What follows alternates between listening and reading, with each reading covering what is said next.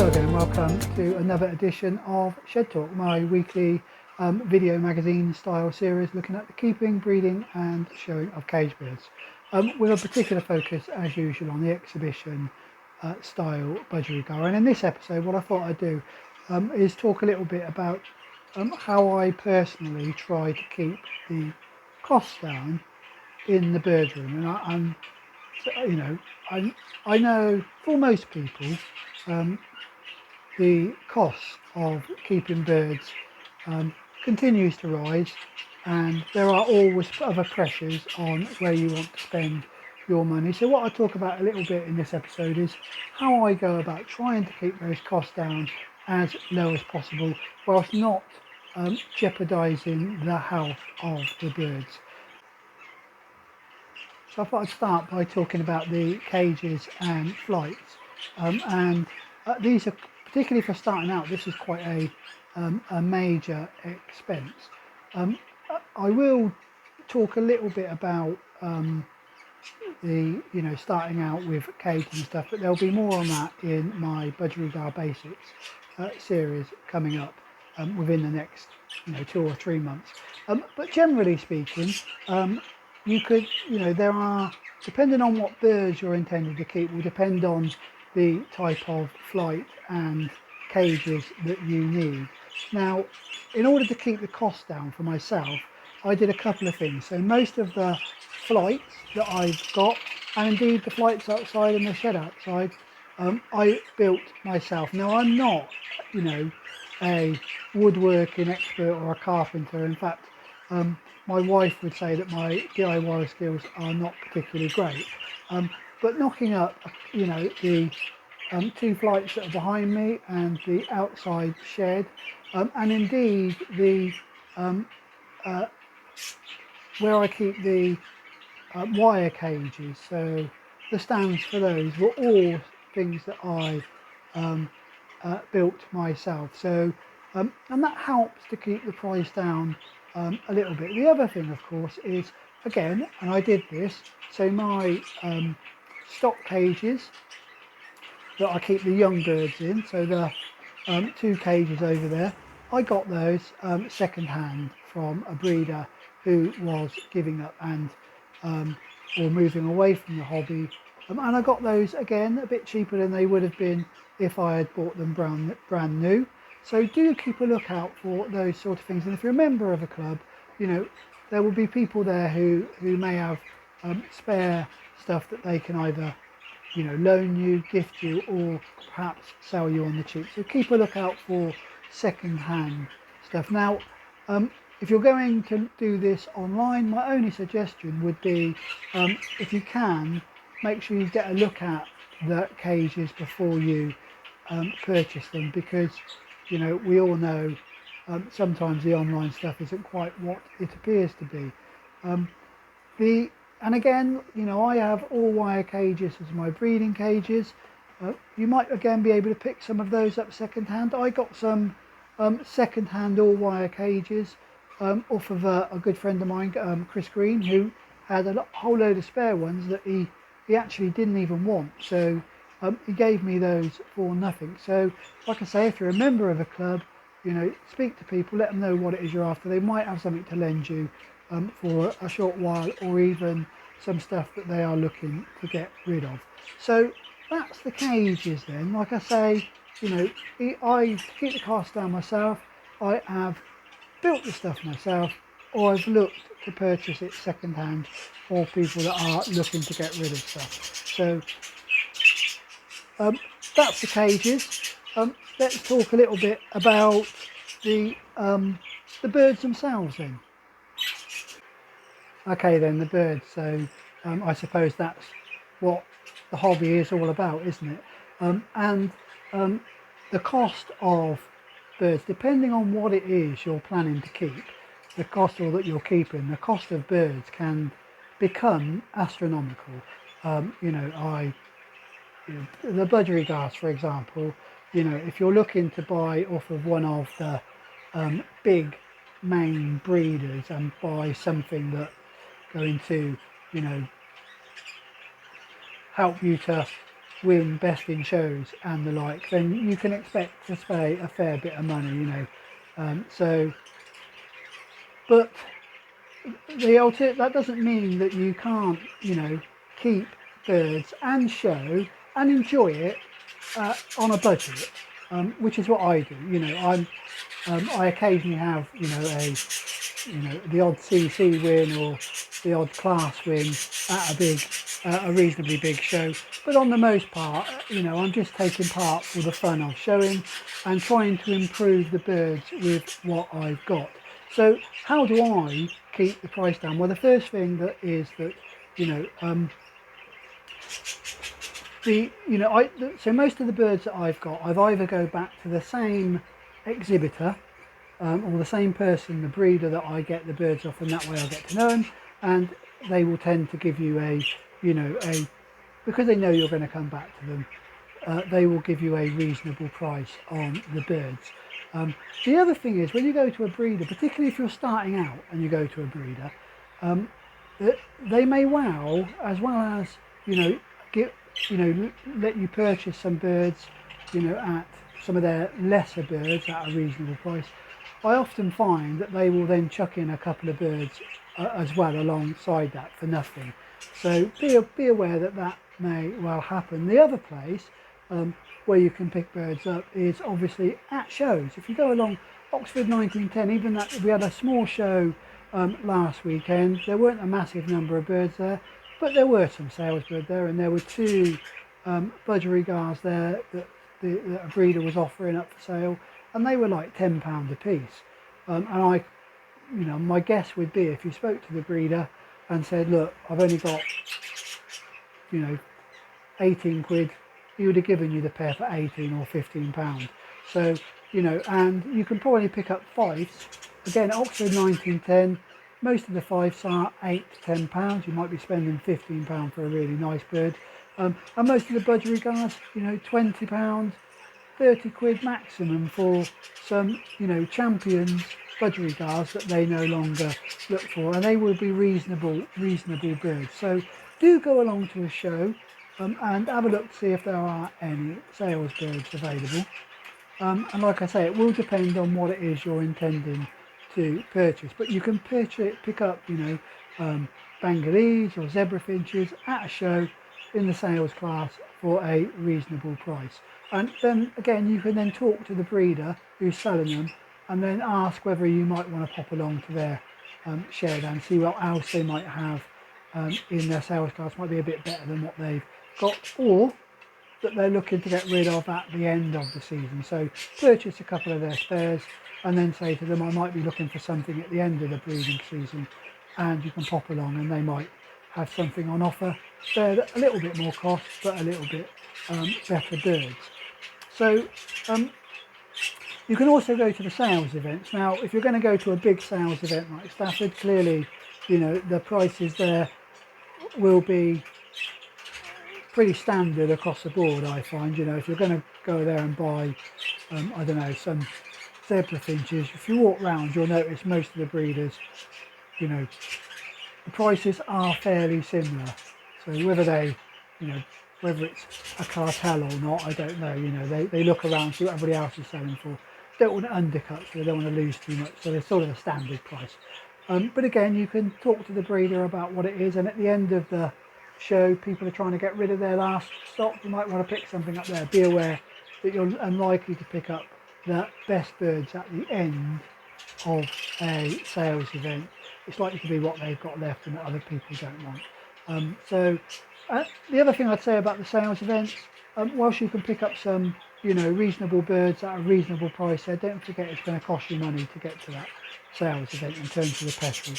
So be aware that there might be, you know, easier to get birds from, or it might end up being cheaper to pay a bit more for birds that are local to you, where you're not having to pay, you know, 50 or 60 quid in petrol money, or than going to a sales event where the birds might be slightly cheaper, but the overall cost might be slightly more.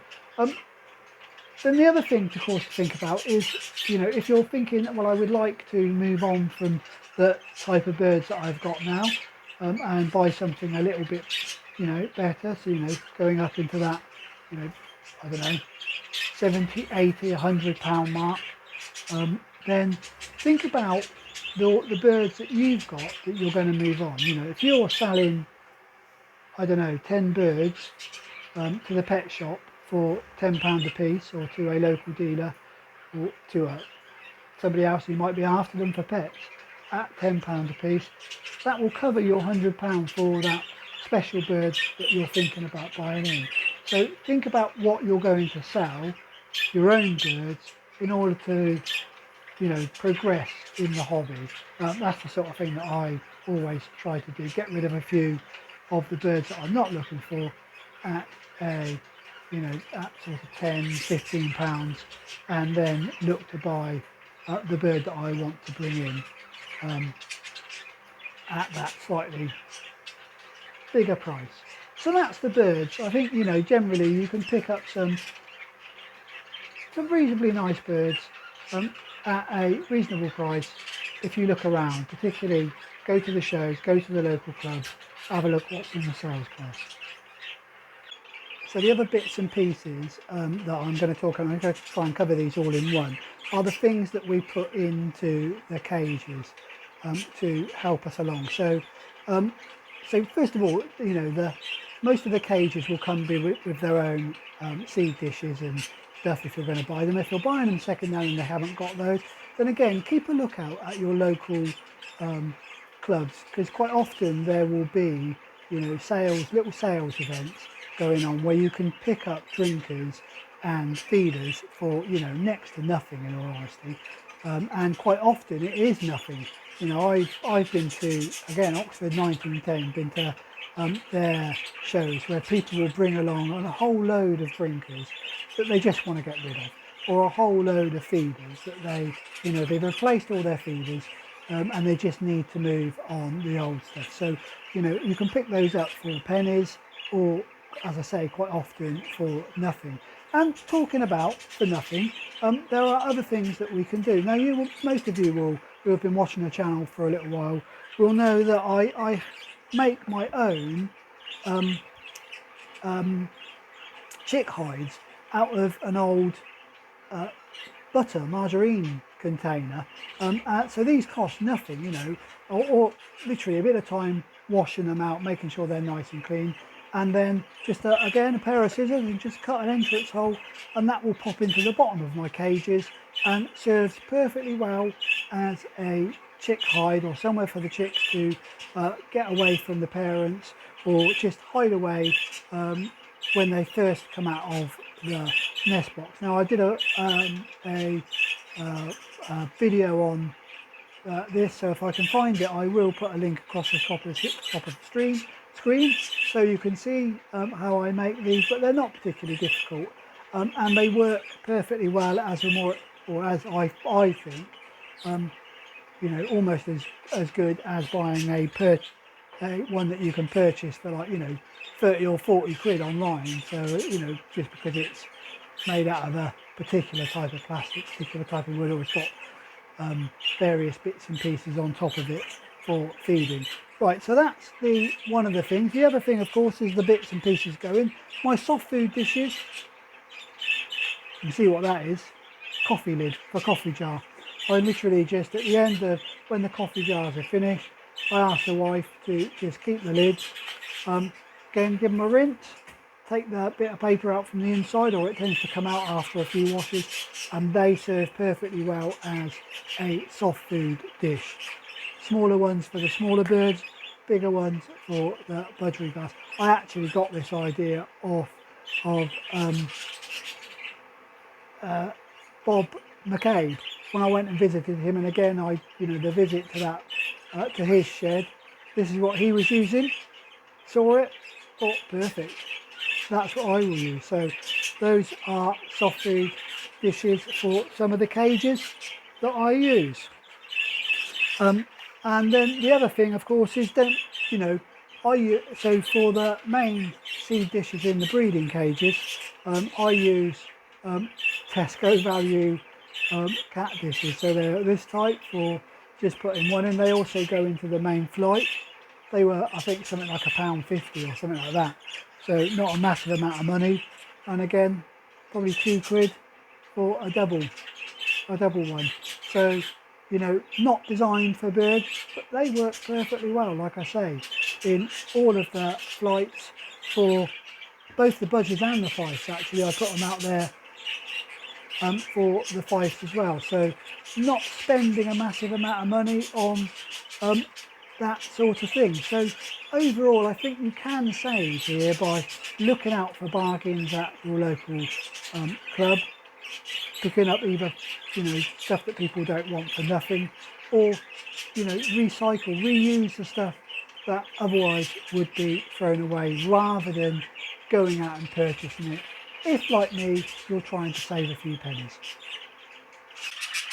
So the other main cost, I suppose, and an ongoing cost, is the cost of feeding the birds. And this, you know, the amount that you're going to spend will depend on a number of things. The first one is the size of the birds you've got. So if you've only got a few birds, then, you know, a bag of seed will last you a considerable amount of time. But if you've got lots of birds, then that same amount of seed will obviously provide less time.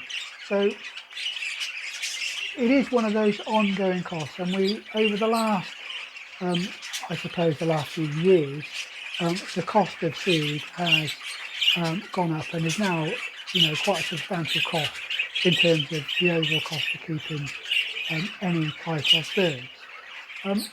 But there are, you know, options. I would always suggest that you buy in quantity. Now, you know, when I say quantity, I don't necessarily mean buy a massive, great big pallet of seed, but, you know, at least buy a large bag of seed, because overall it does work out cheaper than buying, you know, smaller bags.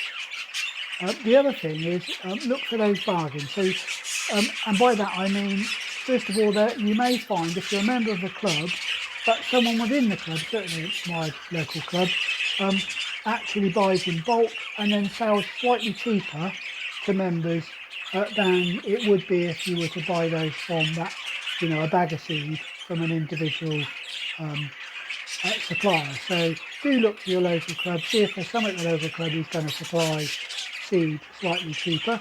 The other thing is, when you look on websites, you know, I always buy from Hayes, you're probably aware of that, and if you go onto the Hayes website, there are various options.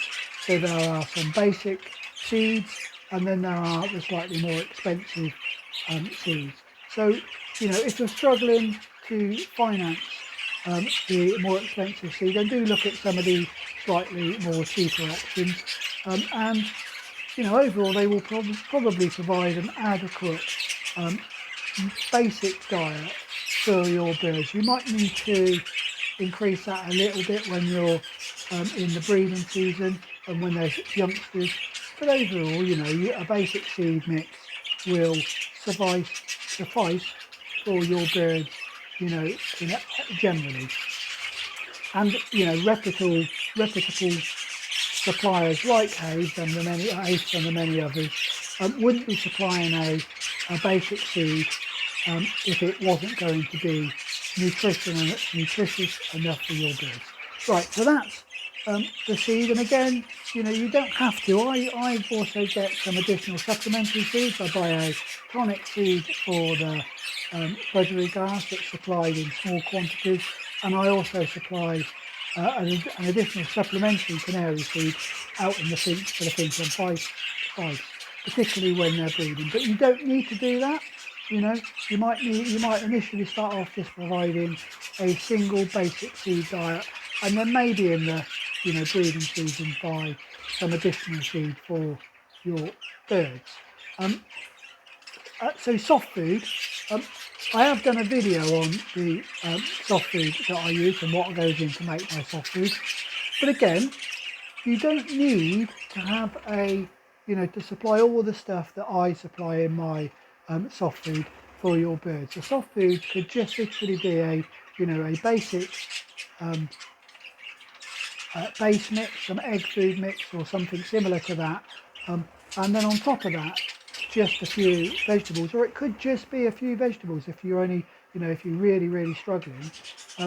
So chop up a few vegetables. Now I use, and I don't mind admitting it, so the vegetables that I use, the vast majority of them are the left under Sunday roast veg, so the stuff that my wife cuts off throughout, before she starts cooking it. So bits of cabbage, bits of the broccoli that are left over. We always end up with 1 or 2 carrots that, at the end of the week that are just going past their best, but certainly good enough for me to chop up and put into the soft food mix and then freeze or put in the fridge.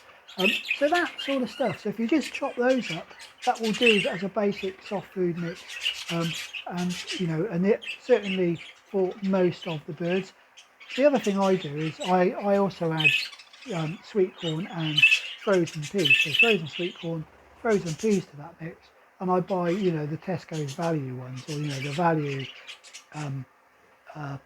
sweet corn value peas that just are good enough for if they're good enough for human consumption, they're going to be good enough for the birds. So that's the soft food. If you want to add supplements to the soft food, by all means go ahead, but think about the supplements that you're adding, and make sure you're understanding why you're adding those supplements before you go out and buy a whole range of stuff that you're chucking into the soft food just because you saw me do it or somebody else do it. So you can find ways of producing a soft food mix that isn't overly expensive. I suppose that's what I'm saying to you. Right, so that's feeding. The final thing I want to talk about is showing. So I understand that many people will just want to keep birds and maybe breed a few, but won't ever think about showing them, and that's fine. There are lots of people out there who just want to have some birds in the back garden or just keep 1 or 2 birds in a cage, and that's great. But if you are thinking about showing, I would say that it certainly adds to the hobby overall, in my opinion. It gives you a focus. And it helps you get out and meet other like-minded people who are also keeping birds, and you can chat to them and and gain knowledge and share knowledge with other people within the hobby.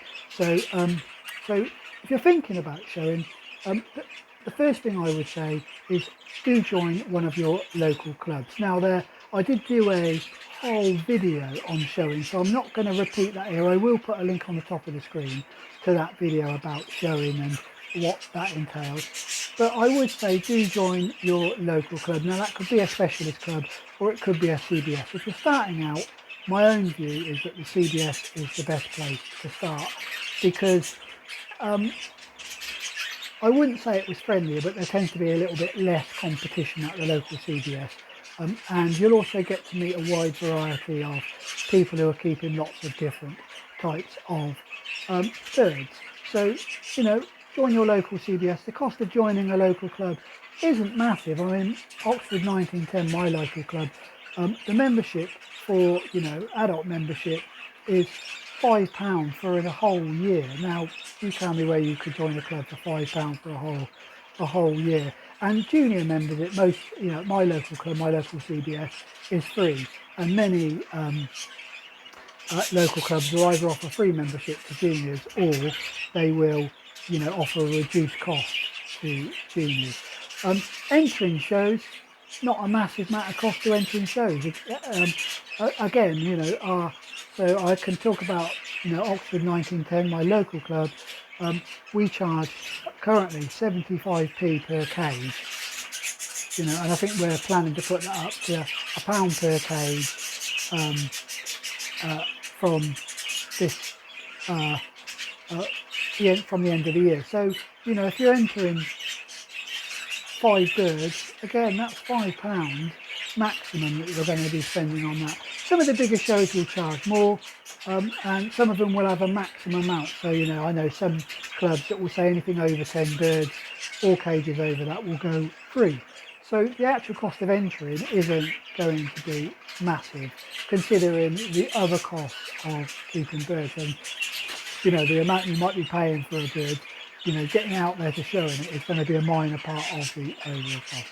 So The big cost, I suppose, and it's a part of that initial outlay, are cages to show. Now, when you start showing, you'll find that all of the various types of bird have their specialist cages.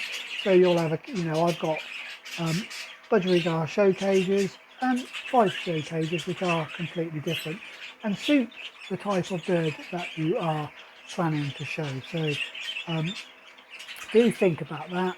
But if you're starting out, you don't have to buy brand new show cages.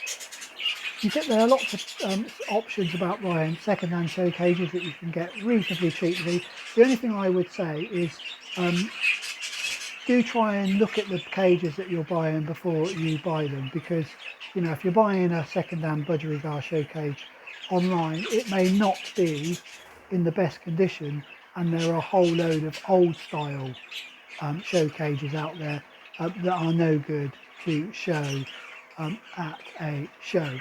So do try and see the second-hand cage, buy one that's been refurbished. They're not, again, you could probably pick up second-hand budgerigar show cages for a tenner, and likewise, £10 each, and likewise for the 5 show cage. You only need a couple to get started, and if you're really struggling and you're a member of a club, speak to some of the club members, and I have no doubt they will loan you some for a particular show, just to see if you are, just so you can find out whether it's something that you might continue or want to do. So that's the cost of showing. For the outlay, I think it's a really enjoyable part of the hobby, and is well worth those a few pounds just to get some birds out, and you can show as many shows or as few shows as you like. Right, so that's keeping the cost down. As I say, keeping the cost down, second-hand cages and or refurbished cages are perfectly fine.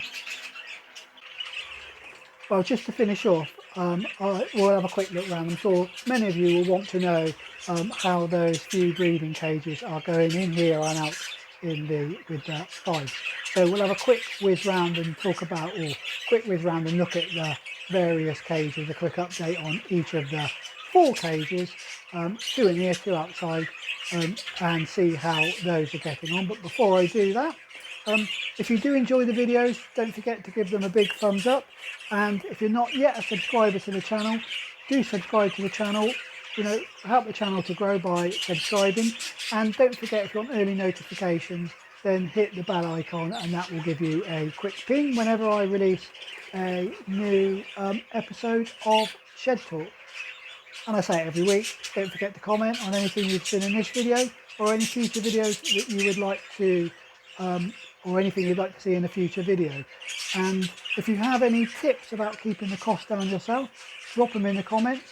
So I'm sure people will be interested in those, and I'll have a look through them, and perhaps I will share them in the next video and give you a mention. I do mention everybody's name at the end of each of the videos of all those who commented on the previous videos. So don't forget, wait till the end and see if you were one of those people who commented. Right, so a quick roundup of all of the birds then. So just before we go, a very quick roundup of how the various breeding cages are going. So cage number 1 for the budgerigars, the one behind me, these have 4 chicks in the nest box, as you can probably see from this clip. One of them isn't theirs, one of them was from a pair below. You'll probably remember we moved that.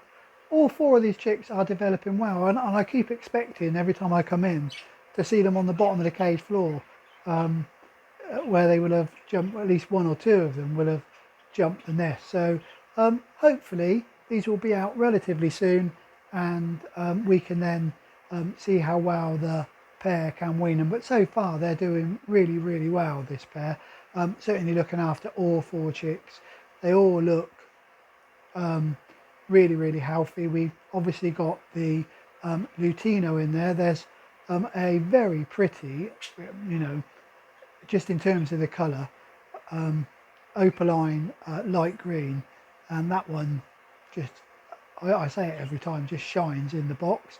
There looks to be like we've got an opaline grey in there, and then another I think it looks like a normal grey-green to me, but I would have to double check that. So anyway, so those are the 4 chicks in that nest box, like I say, doing very nicely. The other pair that is still going is in cage number 6, and this is a pair that actually on their first 2 rounds we got nothing off them. We had a bit of luck in that she started laying before I'd split them, and 2 of the eggs are full.